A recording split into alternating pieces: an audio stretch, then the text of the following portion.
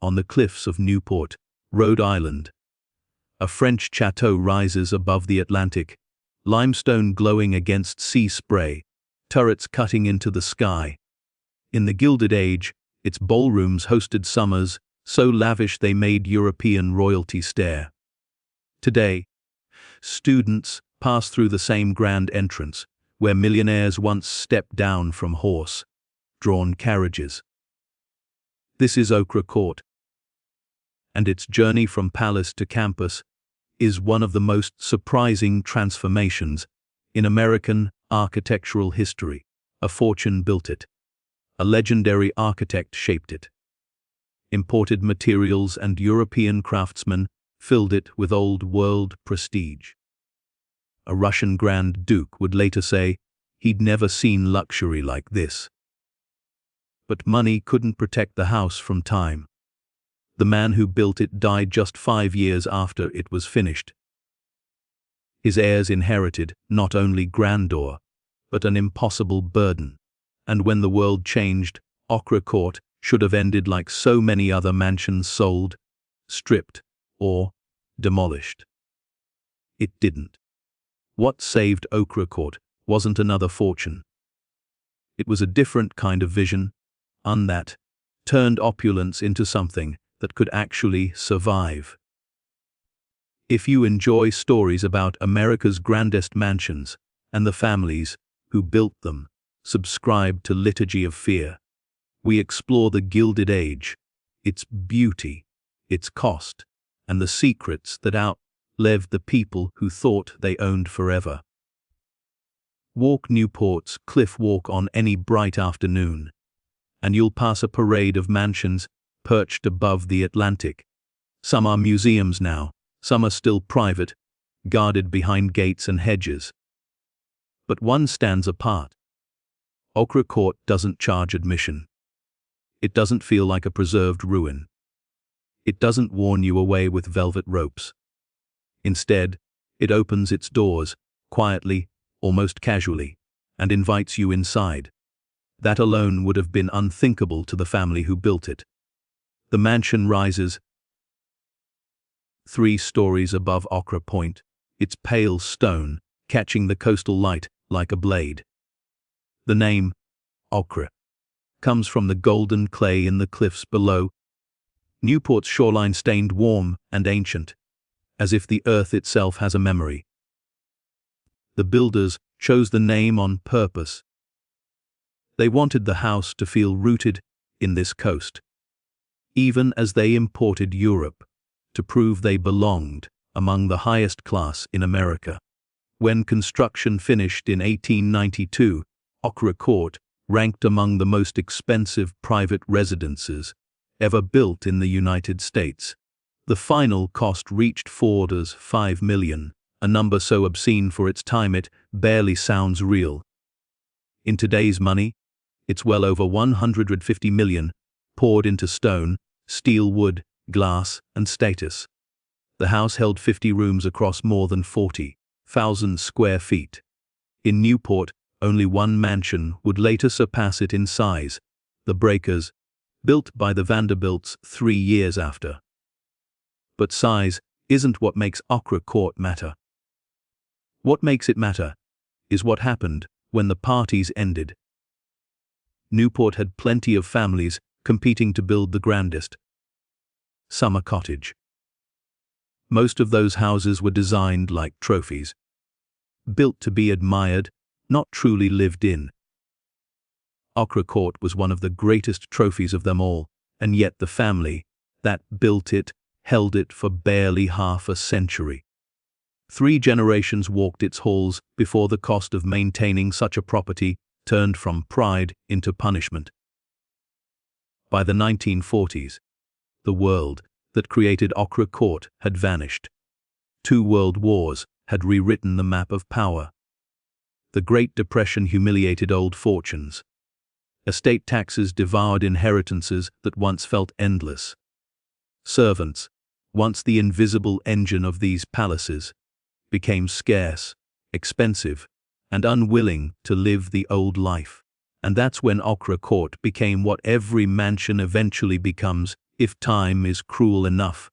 A question. Robert Goelet, grandson of the man who built this palace, faced the same nightmare that haunted heirs across Newport. He had three choices: sell to developers and watch the house be torn apart for its land, let it decay while searching for a buyer who might never come, give it a new purpose, one his family never intended. In 1947, he chose the third. He donated Ochre Court to a Catholic religious order that needed a home for a women's college. And in a single decision, the mansion's identity changed forever. The transformation wasn't symbolic. It was physical. Rooms designed for society's elite became classrooms and dormitories. Servants' quarters became faculty space. Storage basements that once held provisions for summer feasts were converted for daily campus life. The Grand Hall, built to intimidate guests, now welcomes prospective students and their families. Today, Ochre Court serves as the administrative heart of Salve Regina University, anchoring a campus of historic properties along the Newport coastline. You can walk in during academic hours and stand beneath ceiling murals that once took European craftsmen years to complete. You can watch students cross lawns once reserved for the rich. You can see the strangest contrast of all. A palace built to prove one family's dominance, now being used to build other people's futures. And once you see that, the questions start stacking up. Who were the Goelets, and how did their fortune become powerful enough to carve a French château into the cliffs of Rhode Island? Why did they build on such an extravagant scale? Why did their ownership prove so brief? And how did this mansion survive an era that destroyed so many others? The answers begin far from Newport, far from ocean wind and summer parties. They begin in Manhattan. The fortune that built Ochre Court didn't come from railroads. It didn't come from steel mills, oil wells, or the kind of industrial empires that made men famous overnight. It came from something slower, colder, more patient. It came from land, and that difference matters because land doesn't cheer for you. It doesn't clap. It doesn't put your name in headlines. It just sits there and waits. The Goelets understood that waiting is a weapon. Their story begins long before Newport became a stage for the rich. In 1676, a French Protestant family arrived in the Dutch colony of New Amsterdam, refugees fleeing religious persecution in Catholic France. Like thousands of others, they weren't arriving as nobles. They weren't arriving with castles. They arrived with survival on their minds. New Amsterdam soon became New York, and across the next 2 centuries, the Goelets did something almost no one had the discipline to do consistently. They bought property and didn't let go. Early generations were not glamorous. They were craftsmen and merchants, people who understood the value of tools, metal, trade. One of the earliest family builders, Peter Goelet, worked as an ironmonger, selling hardware to a settlement that was still small enough to feel like a frontier. He saved what he earned, and then he did the simplest, most dangerous thing a poor man can do. He gambled on the future. Manhattan in the late 1600s wasn't the Manhattan you imagine. Beyond the southern tip, much of the island was still brush, fields, uneven wilderness. Land could be purchased cheaply, cheap enough that a careful man could grab pieces of it whenever he had a little extra money. Peter didn't know what the island would become. He didn't need to. He believed one idea so deeply it became a family religion: money can vanish, land remains. That belief passed down from father to son like a secret instruction manual. Generation after generation, the Goelets kept collecting parcels and lots, not with the goal of showing off, but with the goal of owning the ground beneath everyone else's feet. And they did something that separated them from almost every other ambitious family. They didn't sell. They leased. Buildings could burn. Tenants could fail. Markets could panic. But the land stayed, and as New York grew northward and upward, the ground itself became more valuable than anything built on it. By the mid-1800s, while other rich men chased flashy new industries, the Goelets were sitting on an empire you couldn't see from a distance. An empire made of deeds. Then came the man who turned that quiet wealth into something terrifying. Another Peter Goelet, born in the early 1800s, never married and devoted his entire life to managing and expanding the family holdings. He wasn't a party man. He wasn't a social climber. He was a machine. While other wealthy New Yorkers spent fortunes on mansions, opera boxes, and summer escapes, Peter lived modestly and focused on acquisition. He became known as one of the shrewdest real estate operators in the city, someone who could look at a dusty stretch of land and see a future avenue full of brownstones, shops, and rent checks that would arrive like clockwork. He had no children, but he had heirs. 2 nephews, Ogden and Robert, sons of his brother Robert Goelet. Sir Peter didn't just leave them money. He prepared them. He taught them the family rules the way other dynasties teach military strategy. Patience matters more than speed. Ownership matters more than applause. And the land is the foundation of everything. When Peter died in 1879, the inheritance was staggering, an estate valued at around 42 million for its time, with hundreds of properties scattered across Manhattan generating rent that grew year after year. Only one family on the island rivaled them, the Astors. The Astors were the giants of New York real estate, an older, more famous name. And that fact would matter later, because the Goelets weren't content to be wealthy. They wanted to be recognized. Ogden Goelet was 28 when the estate dropped into his hands.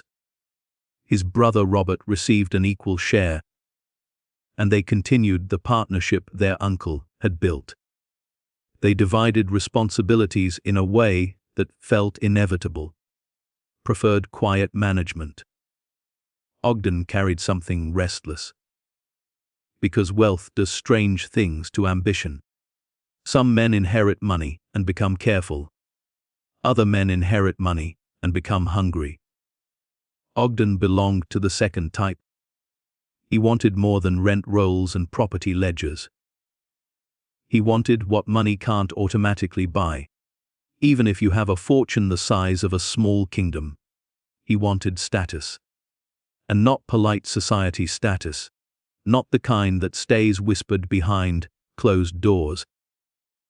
He wanted the kind of recognition that hits you in the face when you walk into a room.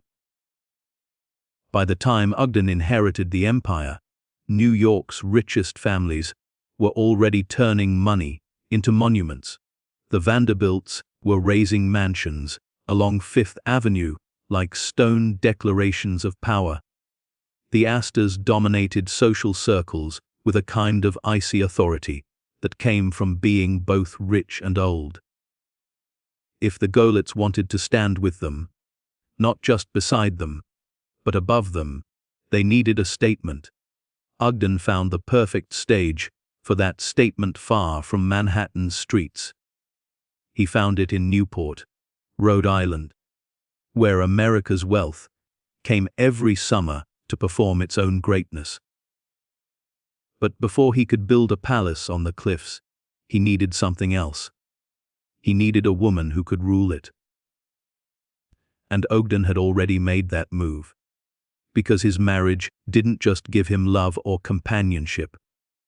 It gave him access. It connected him to a family that was so famous for social strategy. They became a legend. The marrying Wilsons. And that's where the next chapter begins. Mary Wilson did not come from old money. And in Gilded Age America, that single fact mattered more than how rich you were. Her father, Richard Thornton Wilson, built his fortune during the most violent rupture in American history, the Civil War. While thousands of young men marched off to die, Wilson did something far less noble and far more profitable. He supplied the war. Wilson possessed a talent that history rarely celebrates, but always rewards: the instinct to see opportunity where others see chaos. He secured contracts to sell provisions to the Confederate Army. Food, supplies, materials that armies burn through faster than lives. While the South bled, Wilson's accounts grew heavier. By the time the war ended, he was wealthy and isolated. The defeated South had no patience for profiteers, especially those whose success highlighted how much others had lost. Wilson understood the danger immediately. He gathered his fortune, his wife, and his children and moved north to New York City, where money mattered more than how it was made.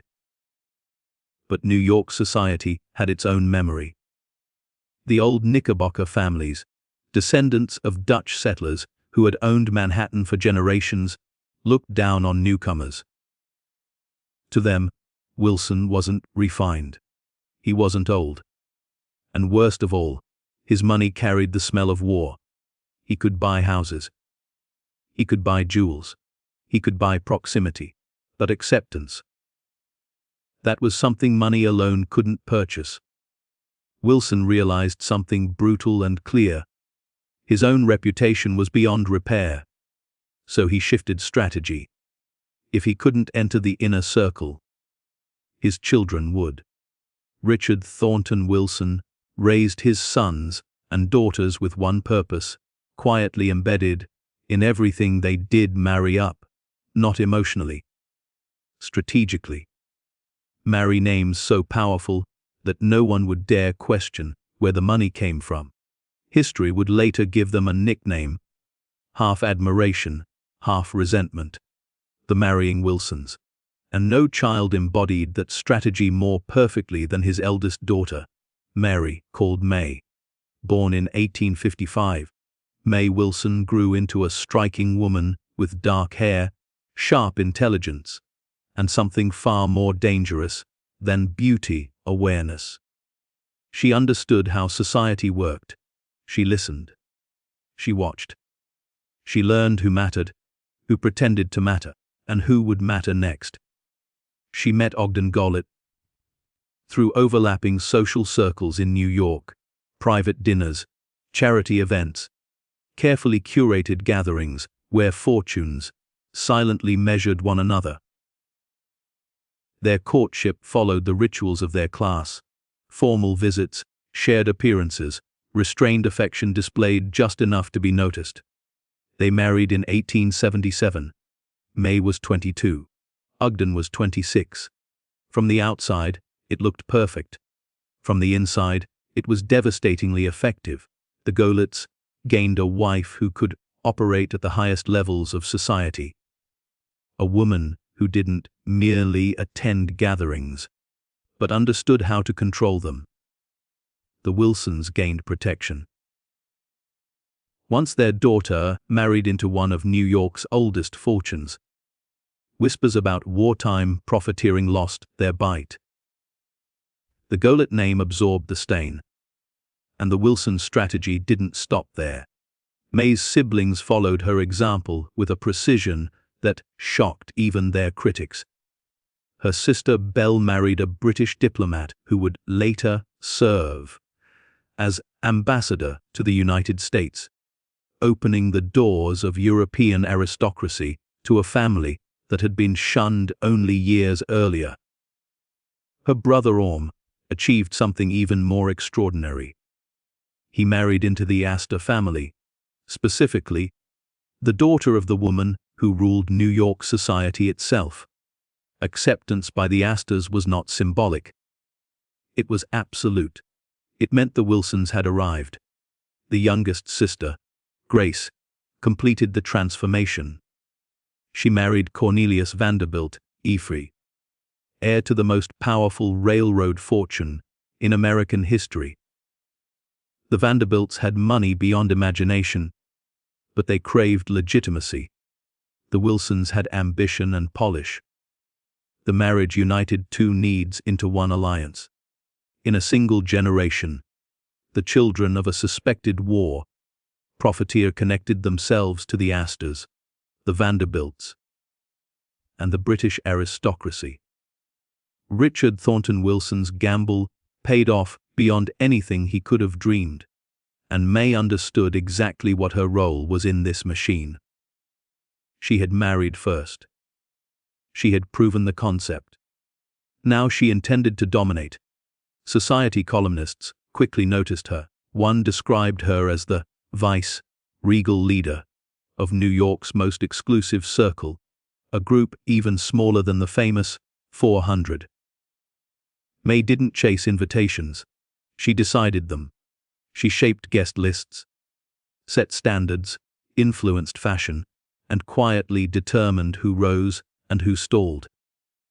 Her husband's fortune gave her the ammunition, but it was her intelligence that aimed the weapon. When Ogden inherited his uncle's empire, May saw what that meant. Money without display fades. Power without theater erodes. If the Goelets wanted to remain at the top, they needed something permanent, something undeniable, something that would make rivals feel small the moment they stepped inside, and May knew exactly where that stage should be built. Newport. A place where society gathered every summer not to relax, but to compete. A place where houses weren't homes, they were statements. May didn't just support Ogden's desire to build there, she pushed it. She involved herself in every decision, from architecture to interiors, from materials to layout. This would not be merely a summer residence. It would be a weapon, a stage designed to magnify her abilities as a hostess and social strategist. Ogden brought the fortune. May brought the vision of how that fortune would be displayed. Together, they were unstoppable. But Ogden had another passion, one that pulled him away from ballrooms and social calendars: the sea. And it would change everything. Ogden Goelet could have lived his entire life behind ledgers and lease agreements. The family empire required it. Hundreds of Manhattan properties demanded constant oversight, rents collected, buildings maintained, negotiations handled quietly and efficiently. Many heirs of great fortunes never escaped that gravity. They became caretakers, not adventurers. Ogden wanted none of that. What stirred him wasn't the click of figures on a page. It was the pull of open water. From an early age, the sea exerted a strange authority over him. Sailing offered something New York never could: emotion without walls, power without noise, freedom without spectators. While other millionaires collected art or bred racehorses, Ogden collected yachts, each one larger, faster, more ambitious than the last. By the 1880s, his passion had evolved into obsession. He commissioned a vessel that would place him among the most serious yachtsmen in the world. He named her Mayflower, a deliberate invocation of America's origins, tradition wrapped in technological dominance. The yacht measured 273 feet from bow to stern, making her one of the largest private vessels afloat anywhere on Earth. She was not a pleasure boat. She was a floating estate. Steam-powered, independent of wind, Mayflower could cross the Atlantic on schedule, rather than hope. Inside were staterooms, dining salons, service quarters, and machinery that represented the cutting edge of maritime engineering. Ogden spared no expense. A full professional crew remained on standby at all times: engineers, sail officers, men whose only responsibility was readiness. When Manhattan felt suffocating, he could disappear to sea within hours. And when Newport's social demands became overwhelming, the ocean offered escape. His favorite destination lay across the Atlantic. Cowes. Every August, Cowes became the unofficial capital of international yachting. Royalty, aristocrats, and industrial titans gathered there for Cowes Week, a regatta that blended competition with high society. Here, titles mattered, but skill mattered more. On the water, birthright carried less weight than seamanship. Ogden thrived in that environment. He raced against Europe's finest yachts, earning respect not because he was rich, but because he was competent. It was at Cowes that Ogden formed a friendship that would have been unthinkable a generation earlier. A genuine bond with the Prince of Wales. Both men loved sailing. Both valued competition without ceremony. And both recognized something new in the world taking shape around them. For centuries, European aristocracy had dismissed American wealth as crude and temporary. But by the late 19th century, American money had become impossible to ignore. Men like Ogden Goelet didn't need titles. They arrived with resources, technology, and confidence that placed them on equal footing with princes. Their friendship symbolized a shift. Ogden dined in royal circles, attended gatherings behind iron gates tourists could only photograph, and moved easily between London drawing rooms and New York boardrooms. Few Americans of his era achieved that kind of access, not as novelty guests, but as equals. Back home, his social standing was unassailable. In 1892, Society arbiter Ward McAllister published the now infamous list of the 400, the families that supposedly mattered in New York high society. The number reflected the capacity of Mrs. Astor's ballroom, a brutal reminder that society had limits. Ogden Goelet appeared on that list without debate. His family's age, his marriage to a Wilson, and his own accomplishments made his inclusion inevitable. But Ogden understood something crucial. Status is not permanent. It must be maintained, defended, and refreshed, or it fades. And Newport was where reputations were tested. Every summer, the richest families in America arrived there not to rest, but to measure themselves against one another. Each new mansion raised the stakes. Each party became a challenge. Each season demanded escalation. Ogden had watched from the sidelines long enough. He had the fortune. He had the wife who could command a household. He had connections that stretched from Manhattan to London. What he needed now was a structure bold enough to make even European royalty feel at home on American soil. A house that spoke fluently in the language of old world power. To build it, he needed an architect who understood that language better than anyone alive. And there was only one man who qualified: Richard Morris Hunt. The next chapter begins not on the ocean, but in Paris, where Hunt learned how to turn ambition into stone. By the time Richard Morris Hunt met Ogden and May Goelet, he had spent his entire life preparing for exactly this kind of commission. No other architect in America carried his credentials. No one else understood so completely how to turn raw money into cultural authority. Hunt's story did not begin in salons or palaces. He was born in 1827, in the quiet town of Brattleboro. Vermont about as far from European aristocracy as a young man could be. His father died early, and his mother made a decision that would change American architecture forever. She took her children to Europe. Paris became Hunt's real classroom. Not a single building, but the city itself. Medieval churches stood beside Renaissance palaces. Boulevards unfolded like lessons in proportion and control. Stone told stories Americans had never learned to read. Hunt didn't just admire these buildings, he studied them. In 1846, he did something no American had ever done. He gained admission to the École des Beaux Arts, the most prestigious architecture school in the world. It trained the men who shaped Paris, Rome, and London. Admission required not money, but talent so precise it bordered on obsession.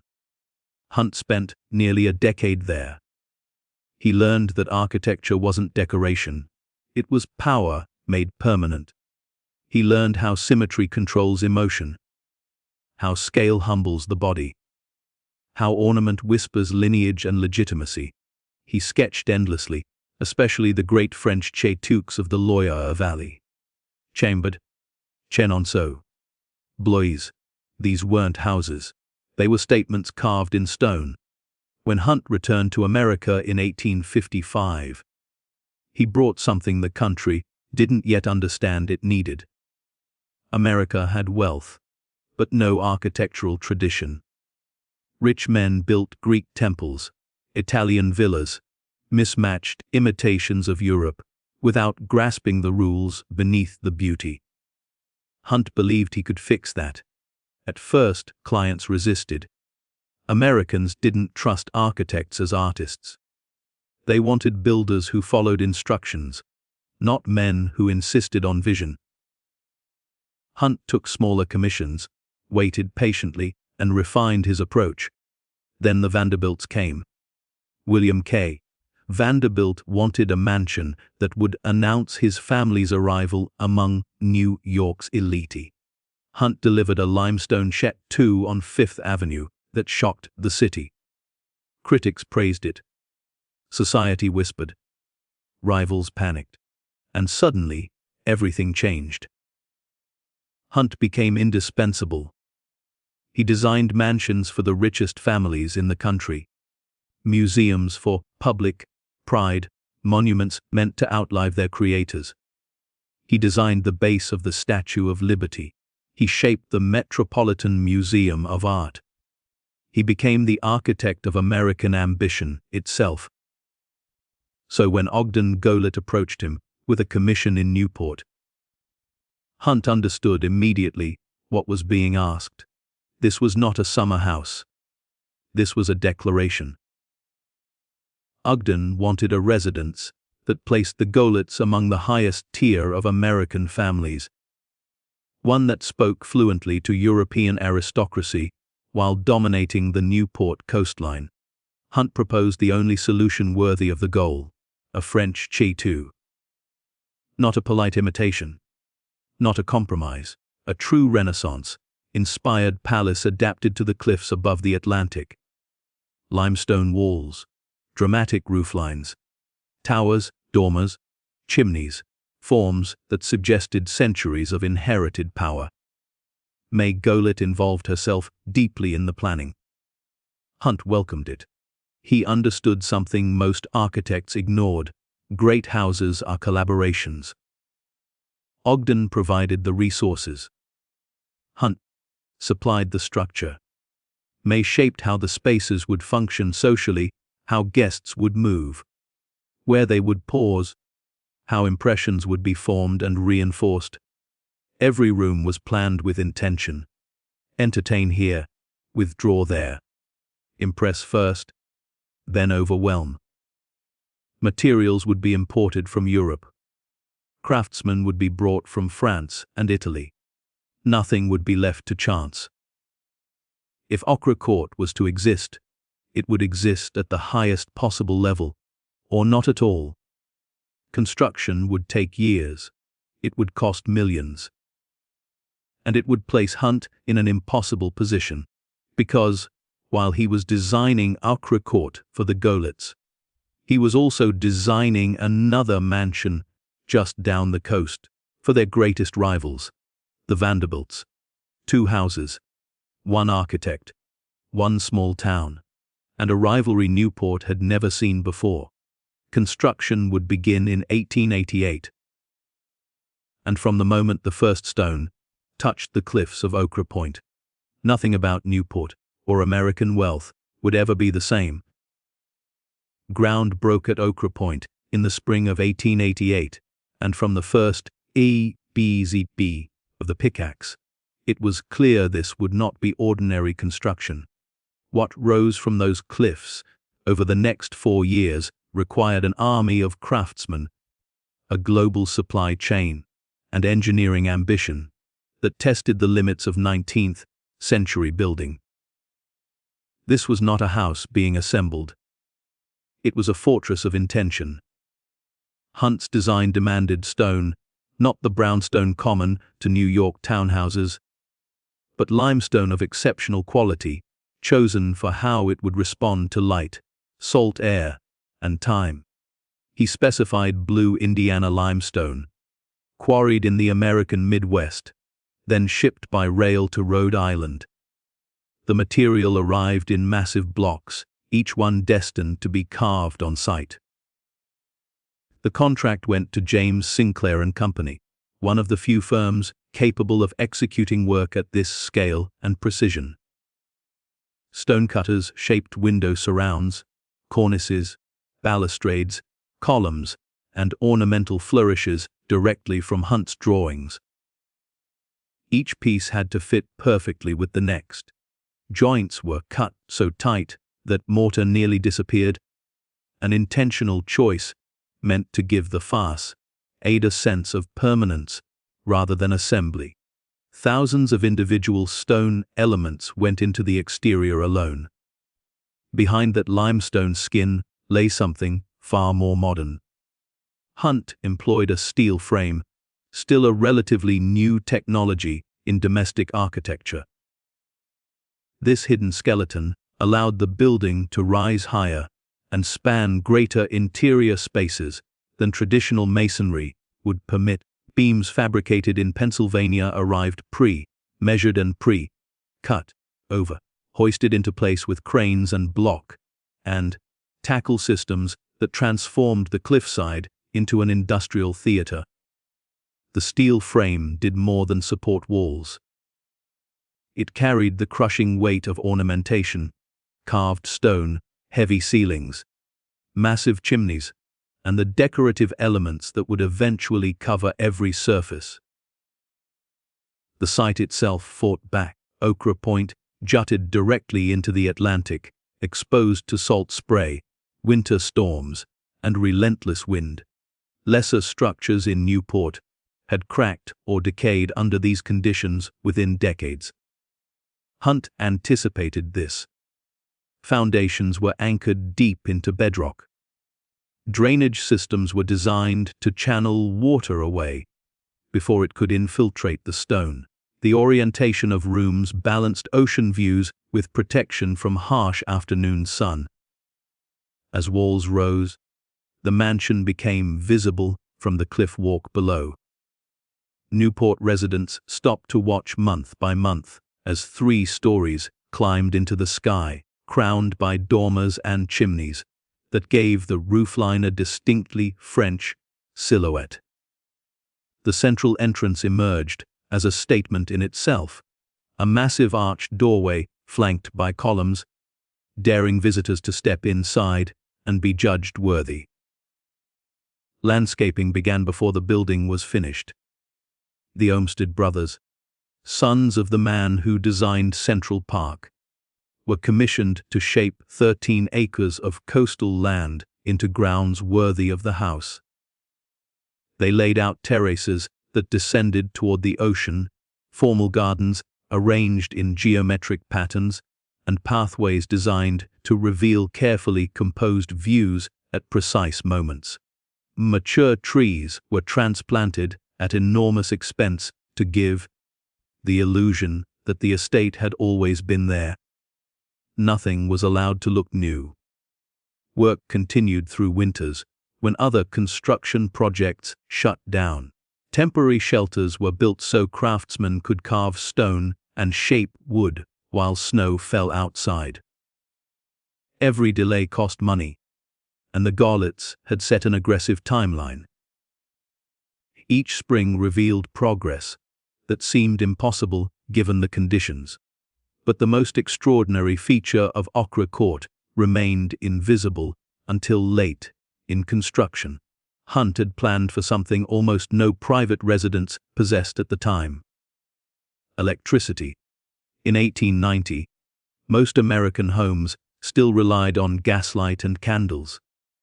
Thomas Edison's incandescent bulb was barely a decade old, and municipal electrical infrastructure remained primitive. Private residences rarely attempted full electrification. It was expensive, unreliable, and poorly understood. The Goelets did not hesitate. They installed their own power station on the property.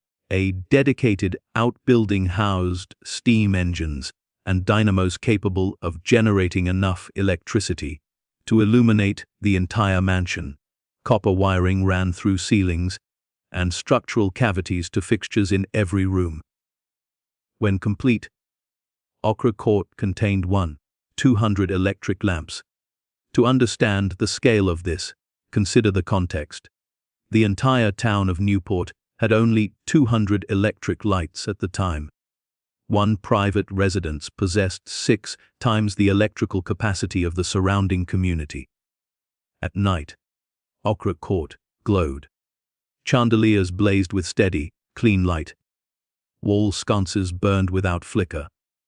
There was no smell of gas, no dim corners, no shadows where servants hurried with matches. Visitors entering after dark experienced something almost supernatural. A house brighter, safer, and more controlled than anything they had ever seen. Electricity carried meaning beyond convenience. It represented the future. The Goelets intended to show that their mansion was not a nostalgic imitation of Europe, but a fusion of aristocratic tradition and modern dominance. Old world splendor powered by new world innovation. By late 1892, the exterior was complete. The château stood above the Atlantic exactly as Hunt had envisioned. Its limestone glowing against the sky, sculptural details by Carl Bitter adorning the façade, ironwork gates marking the approach, the generator humming steadily in its outbuilding. But stone and steel were only the beginning. The true shock awaited inside. Teams of decorators had already arrived from France and Italy. Crates filled with wood panels, tapestries, plaster casts, fabrics, and metals were unpacked room by room. What they would create would redefine American luxury.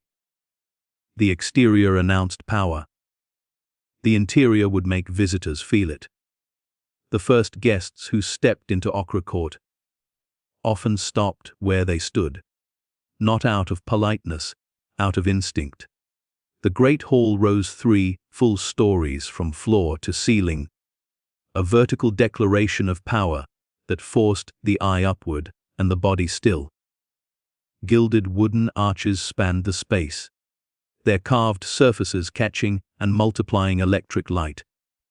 Above them, a domed ceiling bloomed with painted heraldry and classical figures, murals executed by artists brought from Paris specifically for this commission.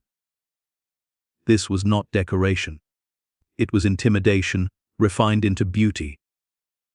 At one end of the hall stood an object older than the United States itself, a 16th century stone fireplace removed from a French château and shipped across the Atlantic. Ogden and May insisted on authenticity. No reproduction could carry the weight of centuries. Carved figures and worn ornamentation bore the patina of real age, an unspoken message that the Goelets were aligning themselves with a lineage far older than American money. The effect was deliberate. Visitors were meant to feel small, then honored to be included. Much of this splendor was orchestrated by Parisian decorators whose clientele had included European palaces. Their task at Ochre Court was not excess for its own sake, but unity, wood, plaster, fabric, and metal working together as a single voice. Artisans applied precious metal leaf by hand, layer after layer, allowing each to cure before burnishing the surface to a warm, living glow no paint could imitate. Beyond the great hall, each major room told a different story. The breakfast room was rendered in the style of Louis XV, elegant, restrained, intimate. Painted panels showed pastoral scenes. Furniture curved gently, inviting conversation rather than ceremony. This was where the family gathered privately, away from the performance. Ogden's study was something else entirely. Dark wood paneling closed in the space, creating an atmosphere of gravity and control. Murals inspired by Tudor England suggested continuity, authority, and male stewardship. This was where business happened, quietly, decisively. Then there was the ballroom. Designed in the German Rococo style, it was theatrical by intention. Elaborate plasterwork framed enormous mirrors that doubled the room endlessly, multiplying movement and light. When filled with guests and music, the space seemed to breathe, an illusion of infinity created for nights that would stretch until dawn. Musicians played from a raised gallery. Dancers moved below. Electric light turned silk gowns and jewels into living fire. The dining room was anchored by a massive tapestry, woven at one of France's royal manufactories. Work typically reserved for monarchs. Scenes unfolded in rich color that refused to fade, even decades later. Such tapestries rarely appeared on the open market. Acquiring one required patience, influence, and money in equal measure. The Goelets had all three. Guest chambers followed, each with its own decorative identity. Service areas, hidden from public view, were finished to standards that lesser houses reserved only for show rooms. Even corridors and staircases carried ornamental detail worthy of formal reception spaces. Skeptics who doubted whether American wealth could rival European aristocracy found their answer here. One visitor understood this better than most. Grand Duke Boris, raised among the treasures of Imperial Russia, toured Newport during its summer season. He had walked the Winter Palace. He knew what real magnificence looked like. After visiting Ochre Court, he delivered a verdict that echoed through society on both sides of the Atlantic. He had never dreamed of such luxury as he had seen in Newport. The praise carried weight precisely because of its source. Coming from a man born into dynastic splendor, it validated everything Ogden and May had attempted. They had not built a large house. They had built a residence capable of astonishing royalty. But Ochre Court did not stand alone. Just down the coast, another mansion was rising at the same time, designed by the same architect, commissioned by an equally determined family. 2 palaces, 1 small town, 1 architect caught between rivals. The Goelets were about to learn that their greatest triumph would unfold alongside their greatest competition. By the late 1880s, Newport was no longer a resort. It was an arena. Each summer, America's richest families arrived not to relax, but to measure themselves against one another. Mansions were not homes. They were weapons, and reputation was won or lost in ballrooms, dining rooms, and guest lists. At the center of this escalating conflict stood one man, quietly trapped between egos powerful enough to bend cities. Richard Morris Hunt. Hunt had accepted two commissions that should never have existed at the same time. The first came from William Kissom Vanderbilt and his formidable wife, Alva. Their Fifth Avenue mansion had already shocked New York. Newport, they believed, required something even more overwhelming, something that would crush every other cottage into irrelevance. Then came the Goelets. Two families, one coastline, one architect, and both intended to dominate. Hunt could have refused one of them. His reputation and his livelihood depended on delivering brilliance under impossible conditions.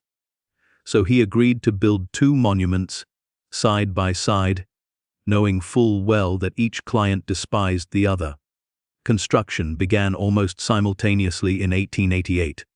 On one stretch of the Newport coast, Ochre Court rose as a romantic French château, picturesque, layered, alive with shadows and ornament. Just down the shore, Hunt began work on something radically different for the Vanderbilts. Alva named it Marble House. The name was not metaphorical. While other mansions used limestone or wood, Marble House would be built with over 500,000 cubic feet of white marble, much of it imported from quarries Alva personally inspected in Europe. The material cost alone exceeded what most wealthy Americans would spend on an entire estate. Marble meant permanence, authority, cold dominance. The architectural styles reflected the owners' personalities. Ochre Court spoke in the language of Renaissance France, romantic, complex, suggestive of inherited power and cultured restraint. Marble House spoke in the voice of classical absolutism, symmetry, mass, control. Inspired by the Petit Trianon at Versailles, it was designed to impress instantly and completely. Neither was subtle. Inside, the rivalry sharpened. Alva Vanderbilt demanded interiors that overwhelmed through sheer excess. Bronze, marble, gold, surfaces designed to crush conversation beneath their weight. Hunt found himself specifying similar artisans, similar sculptors, even similar decorative techniques for both houses, trusting that composition and atmosphere would differentiate them. The Goelets understood what they were up against. The Vanderbilts had more money. Railroad money. Industrial money. The kind that could be replenished faster than it could be spent. Ochre Court's cost, staggering by any rational measure, would ultimately be dwarfed by Marble House's budget. But money wasn't everything. This rivalry wasn't just architectural. It was cultural. The Goelets represented old New York, real estate wealth, accumulated patiently over centuries. The Vanderbilts represented the new industrial titans, aggressive and unapologetic. Losing to them would feel like surrendering legitimacy to brute force. May Goelet understood this perfectly. She knew she couldn't outspend Alva Vanderbilt, so she planned to outmaneuver her. Ochre Court was designed not just to impress, but to function, to host, to sustain conversation, to keep guests lingering rather than stunned into silence. Hunt's layout supported her strategy: gracious circulation, layered spaces, rooms that encouraged movement and intimacy. Marble House overwhelmed. Ochre Court enveloped. Both mansions were completed by 1892. Newport now possessed two new landmarks, each a masterpiece, each claiming supremacy. Society pages followed every development like battlefield reports. Menus were compared, West lists analyzed. Invitations carried political weight. Summer seasons became Cold Wars. A dinner at one house demanded a response from the other. A ball here triggered a larger ball there. Silence could be interpreted as defeat. Neither family achieved absolute victory. But something darker hovered beneath the spectacle. The rivalry consumed money, energy, and time at a scale that assumed one thing: that the future would always resemble the present. It wouldn't. And for the Goelets, time was running out. Because while Newport buzzed with gossip and competition, tragedy was already moving quietly toward Ochre Court. The house had barely begun its life. And soon, it would lose the man who built it. The Newport season lasted 8 weeks. From mid-July to early September, America's wealthiest families abandoned Manhattan and descended on this small Rhode Island town like a migrating court. For those 2 months, Newport was not merely fashionable. It was the center of American power, and Ochre Court was expected to perform. Running the mansion required a small army. Inside the house, 27 servants worked in strict hierarchy. Footmen opened doors and served meals. Maids cleaned rooms, changed linens, and vanished before guests noticed their presence. A butler supervised the public-facing staff, while a housekeeper ruled the private world of kitchens, pantries, and laundry rooms. Cooks and assistants prepared meals that ranged from quiet family breakfasts to dinners for hundreds. Every dish had to arrive on time. Every course had to match the occasion. Failure was not an option. Mistakes were remembered. Outside, another workforce labored constantly. 12 gardeners maintained the homestead, designed grounds, trimming hedges into geometric precision, and coaxing flowers to bloom in carefully planned succession. The gardens were meant to look effortless. They never were. 8 coachmen and grooms staffed the stables, caring for horses and carriages that carried the family and their guests across Newport's tightly scheduled social map. Luncheon at one mansion, tennis at the casino, dinner elsewhere, perhaps a ball afterward. A single day could demand multiple outfit changes and multiple trips. In total, 47 employees served a household that occupied Ochre Court for just 2 months a year. The math was absurd, but Newport operated by a different logic. Status required visibility. Visibility required perfection. Perfection required labor, and May Goelet controlled it all. She rose early, reviewing menus with the cook, ensuring each meal reflected not only taste but strategy. She inspected table settings before dinners, adjusting silver, flowers, and place cards until everything aligned with her intent. She knew who should sit together and who must be kept apart. Alliances, feuds, flirtations, grudges, all were managed with surgical precision. Her dinners were legendary. Formal affairs could stretch to 10 courses, each paired with specific wines, each served at precisely the right moment. Guests arrived in full evening dress. Jewels flashed. Conversation followed unwritten rules, clever but not crude, informed but not earnest. Everything was performance. After dinner, guests moved to the ballroom. Music carried through the night. Electric light turned silk gowns and diamonds into something unreal. Dancing often lasted until dawn. Daytime brought a different ritual. Ladies paid calls, leaving engraved cards whether or not the hostess received them. The act itself mattered more than the outcome. It communicated rank, attention, and intention. To outsiders, it looked pointless. To insiders, it was a language. May spoke it fluently. Gentlemen filled their days differently. Mornings might be spent sailing, returning in time for luncheon. Afternoons brought tennis, polo, or conversation on the veranda. Drinks delivered silently by servants who knew when not to be noticed. Business talk was discouraged. Newport was leisure, not labor, and yet deals were made. Partnerships formed. Information exchanged. Children appeared only when appropriate. Young May and Robert joined select meals and events, learning the choreography expected of their class. Governesses supervised their education and activities, ensuring they didn't disrupt the adult world that revolved around them. This was not a vacation. It was a seasonal occupation. The cost was staggering. Beyond salaries, the family paid for food, wine, flowers, musicians, and endless maintenance. Linens wore out. Silver demanded constant polishing.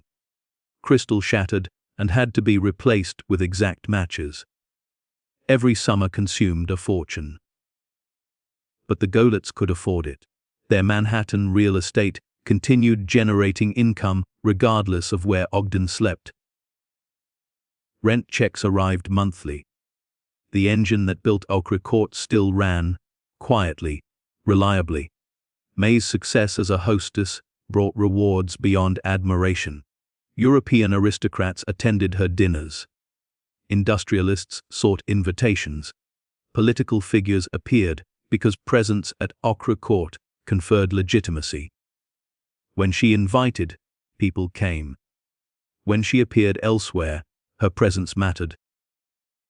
Ogden seemed content. He had built his wife a stage worthy of her skill. He enjoyed sailing, friendship, prestige. When social obligations weighed on him, he retreated to his study or escaped to sea aboard the Mayflower. The summer of 1897 began like every other. Staff opened the house in late June. Gardens reached perfection. Invitations went out. Nothing suggested disruption. No one knew this would be Ogden Goelet's final season. By August, the master of Ochre Court would be dead, far from Newport, far from the palace he built. And everything would change. August 1897. Ogden Goelet died where he felt most alive. The Cowes regatta was in full motion, white sails cutting across grey water. The harbour crowded with the finest yachts in the world. For Ogden, this place had always represented escape. No guest lists, no social obligations, just wind, water, and skill. But something was wrong. 2 months earlier, Ogden had fallen ill. The sickness clung to him stubbornly, draining strength he had always taken for granted. Doctors advised rest.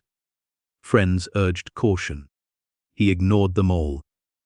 He crossed the Atlantic anyway, believing the sea might restore what the body had lost.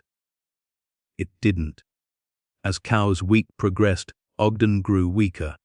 By mid-August, he could no longer leave his cabin aboard the Mayflower. The yacht, that had once embodied freedom, became a floating sickroom. Physicians attended him there, administering treatments that accomplished nothing. His condition worsened quietly, without drama, no accident, no spectacle, just decline. On August 27, 1897, Ogden Goelet died aboard his yacht. He was 46 years old. The news traveled fast. Telegraph wires carried the message across the Atlantic within hours. Newport society froze. Ogden had seemed vigorous only months earlier, a man at the height of power, wealth, and influence. His death struck not just as a tragedy, but as a disruption to the order of things. At Ochre Court, May received the message surrounded by the splendor they had built together. The great rooms that had echoed with laughter and music absorbed silence instead. Chandeliers still burned. Servants still moved. The house functioned perfectly, indifferent to the fact that its master would never return. May was 42, a widow, responsible not only for her children, but for an empire of stone, land, and expectation her husband had controlled. The partnership that had created Ochre Court, money and vision, ambition and execution, ended not in Newport, but in a cabin off the English coast. There was a cruel symmetry to it. Cowes had been Ogden's refuge. The sea had given him freedom from society's demands, and in the end, it claimed him, not violently, but decisively. Condolences arrived from both sides of the Atlantic. Fellow yachtsmen mourned a competitor they respected. Newport absorbed the loss as a collective shock. Even royalty responded. The Prince of Wales sent personal condolences, recognizing not just a friend, but a man who symbolized America's arrival on Europe's elite stage. The Mayflower carried Ogden's body back across the ocean he had crossed so many times in life. Funeral rites followed the expectations of his rank. Obituaries praised his fortune, his taste, his achievements.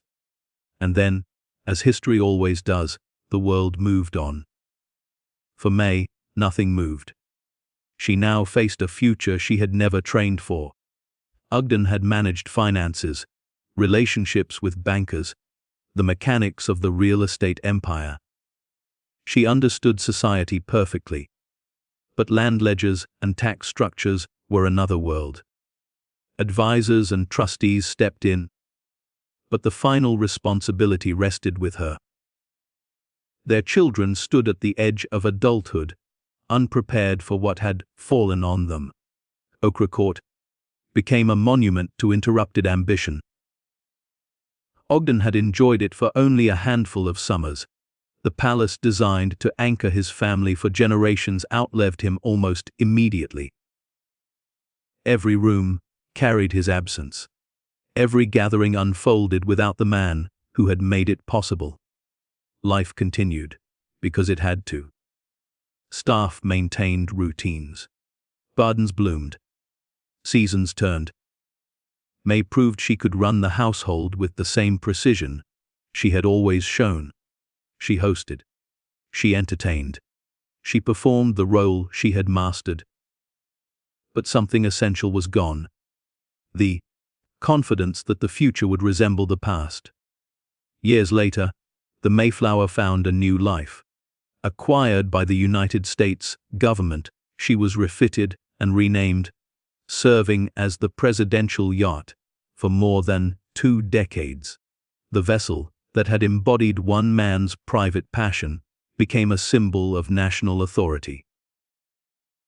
Ogden would have appreciated the irony.